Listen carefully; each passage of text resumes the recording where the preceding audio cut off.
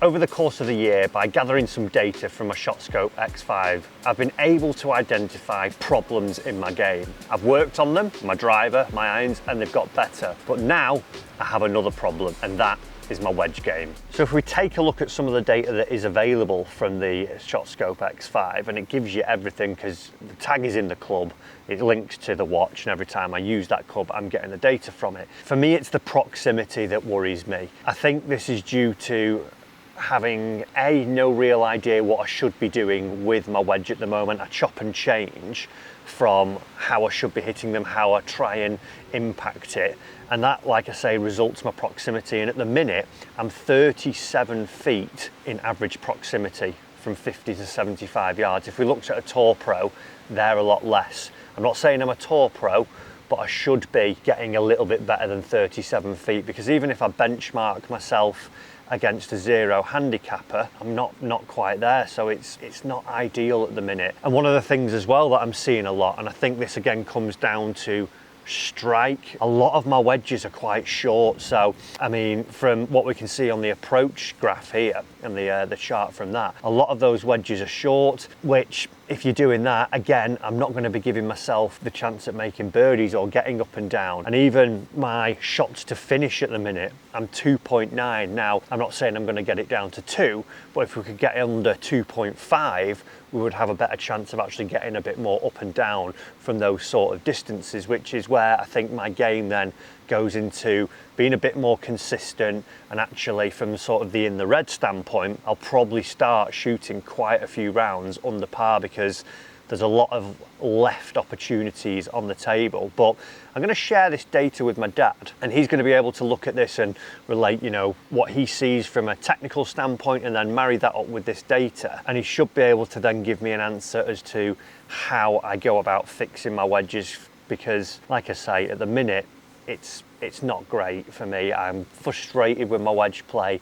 It's becoming a problem and it needs fixing, because the work I've done on my driver is really paying off, and I need to now capitalise on it. And by using this data in a more efficient way, I should be able to actually improve from there. So let's find out what I need to do. Okay, Matt, so I want to talk about a little bit about your pitching and why you've been inconsistent with that. As a general tendency, you've always had a bit of a strong grip, a strong right hand grip, particularly underneath. The downside of that grip is as you swing back, it shuts the face here. So when that face is closed, it's de-lofting it. If I did this, it's taken the loft off it. So there's one way you can negate that. In your case, you'll tend to drive your hands forwards, which opens the face, but the trade-off with that is it's going to stick the front edge in the floor and generally make it difficult to brush that ball off and get the right angle and the right trajectory and control. So there's 2 or 3 things I'd really like you to try and do. Number one, you're going to weaken that grip a little bit, and then when you swing back, feel a little bit more extended in the left wrist, a little bit more cupped, as we call it in old money. This stuff softens the face. The face is now a lot more neutral. From here now, you can swing down and feel like you're going to brush it off. But there's a couple of other little things as well. I'd like you to feel that you attack it slightly more from the inside. That just gives you a shallower angle of attack. And you can work on feeling the left hip rise. So rather than driving the hands away and the handle down, you're actually going to feel from this weaker position here, this softer position, you come slightly inside, the left hip's going to rise up, and you're going to brush that ball up, so you get a little bit of extension here in the follow through. This is going to make that arc and angle of attack more consistent, and the presentation of the shaft angle and the loft more consistent. Let's give it a little go. So a bit of work on that, and that should sort you out. The big changes are, I've got to get a little bit more of a weak right hand. So for me, real simple, I've been doing is hitting balls. I have a T-peg in here, and I don't want to see that the T-peg is falling too much underneath the shaft of the club. I want to see that it sits a little bit more on top as I'm gripping it now, so it feels a little bit weaker. And then one of the things, because I had that shut face, I was almost trying to cut the ball up a little bit more, try and hit fades with it, which is not actually what I want to be doing. What we've seen an improvement in, and what I'm starting to get the feeling of now, is with this slightly weaker grip, I've got to feel that the face almost goes a little bit open on the way back, is where it'll actually be neutral, but then almost feel that I'm hitting like a little draw as I'm coming in. And it was interesting that when I played with Graham McDowell the other week, he said the same thing to me. He said, you want to try and get a little bit shallower with your pitches and want to try and hit a little bit of a draw. Now, that's each person dependent, but for me, really simple. I'll just chip one off. I get a little bit square, I don't get too open. So I've been practicing with the canes down, that ball in the central position, that T-peg feeling a little bit more on top when I grip it, and then just trying to feel a little bit open and hit a sweepy little draw from here. And straight away, even that one then, that was just crisp, nice solid contact and hardly any divot down there. And straight away, I mean, that one's in at, I think, about 10 feet as where we've seen.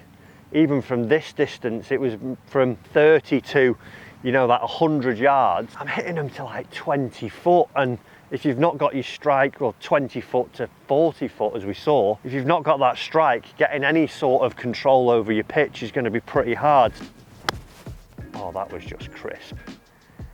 And even there, 1-2, stop. Little bit open, shut on the way back. Oh, it's lovely.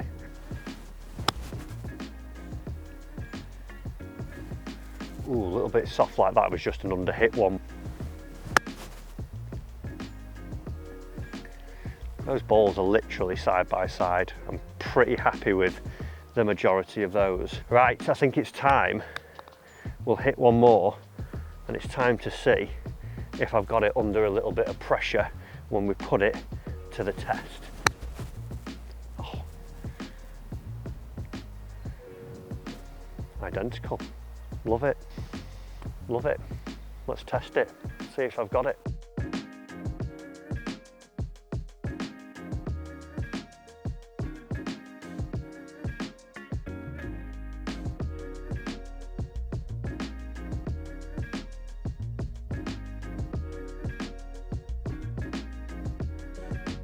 So it's test time now. I've set up a circle around the flag and I'm going to be going from 30 to 70 yards. I'm going to be hitting 2 balls from each location. The circle that I've set up is 15 foot, which is a little bit closer than what the tour player average is, but I want to try and focus in real tight so it really gives me something really to aim at. Now, I'm going to try and do this test weekly if I can, but today I want to try and see, out of those 10 shots that I'm going to hit, ideally, I get shots 5 out of 10, a 50% inside that circle, which would be really good because, like I say, it's a little bit better than tour average. But I want a high goal to aim for. But what I don't want to see is that a lot of the shots are, you know, 30, 40 feet. And I think having that tight circle is going to really hone me in. So we'll progress through, we'll go 30, 40, 50, 60, 70, and then work our way back so we're not hitting the same shot at the same time twice and actually getting a little bit of a feed from it. And we might hit them from just slightly different locations as well. 5 is the aim. Let's see if we can do it. Ball number 1 at 30 yards. So I'm going to be using my 60 degree for this one. This is a club I think I like pitching with a little bit more for these sort of distances. I'll probably change up to 55 as we get a little bit further out, but probably 30 to 50. This is my club for certain.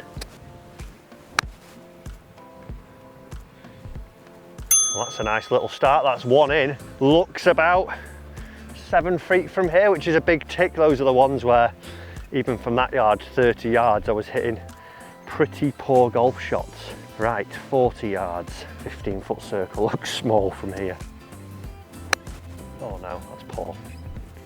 That was the old there. It is inside the circle. I felt myself get a little bit shut there, but I've still managed to hit it to about 12 feet, which in the past, that would have been one of the shots that was 20, 30 foot away, and obviously doesn't do me any favours there. Right, now we're going to start getting to the business end of stuff. 50 yards. These are where I'll leave some drives. Got that on the green. Oh, I have. I think that's just outside the circle. Didn't quite get it. Strike wasn't quite there.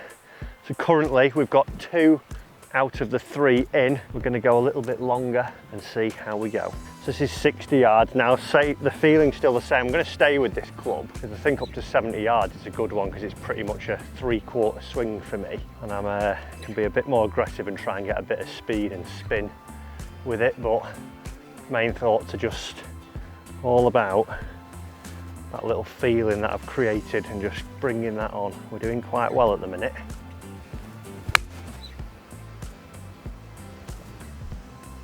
Well, I'm happy with that one. It's a bit of a trickier shot from up here. We've got to go over the bush almost, and then it's a crosswind, and I've hit that. It's about 12 feet, which again is so much better than what I've been doing, and it's all because this strike is just getting cleaner and cleaner all the time, so I'm actually able to get the control I want. Didn't let that draw happen. Just come off a bit short there. That's the shot where I've dug it, strike was out the toe again, didn't get it open, and it's resulted in a miss. And that's where, when I take that to the golf course, I just can't be doing that. It's got to be on the green at minimum from here, but it is what it is. Right, we're going to go 70 again, but we're going a little bit out the rough because not every drive that I hit will be on the fairway. Whoa, the wind's not that. It's on the green, but it's just outside that distance there. It's gone to maybe about 25 foot, which isn't too bad, but it's a bit further than we wanted. Right, let's go again, 60 yards out of a bit of rough. I can't believe how much that wind affected that then. Oh, total duff. And that was me questioning it. That was me thinking, try something different. That's silly. That is silly. Oh well. On to 50. Okay, so it's not bad. Just got to commit, and I think that's where the practice element comes in. Time spent doing it, I get this feeling in, but even on the nervy ones, I'm still better than I was before, which is a great thing to see. That's the best pitch I've hit. It's probably gonna... That was lovely, that really crisp strike, flight how I wanted, dead at the target. That's what, when you're hitting those shots, that practice that you're doing, it's like, yes, it's starting to pay off, I can feel it. Quit on it. That wasn't how we want to end, but I know what I've done there, which is the good thing, is where before I would have been, right, I need to change something now, is where I know I just need to stick and commit to what I've actually been doing. So we got 7 out of 10 there, and that is a dramatic improvement for me. That 15-foot circle, like I say, was quite tight. There was a couple of the longer ones. I think I need to get a little bit more work still on those, but that's where practice comes in. But linking it all back, I think having the data to be able to identify the problem and tell me there's a problem is great, because I know to go and spend some time on it instead of just thinking, oh, well, I'll go to the range, hit some balls, hit some drivers and keep doing that and hoping that my wedge work would have changed. As where now I hope to see over the next 6 months that the proximity comes down, and I've set myself a little goal of 25 feet for that distance from 50 to 75 yards. So we shall see if that comes true, and I'll try and post that on my socials in about 6 months. But I think the big takeaway from today and the other ones that we've seen in this is use some data to actually identify where your strengths and weaknesses are in your game, and then you'll be able to go and get the correct help on it and see your game improve from there. Guys, I hope you've enjoyed it. As always, hit that sub button and we'll see you in one very soon.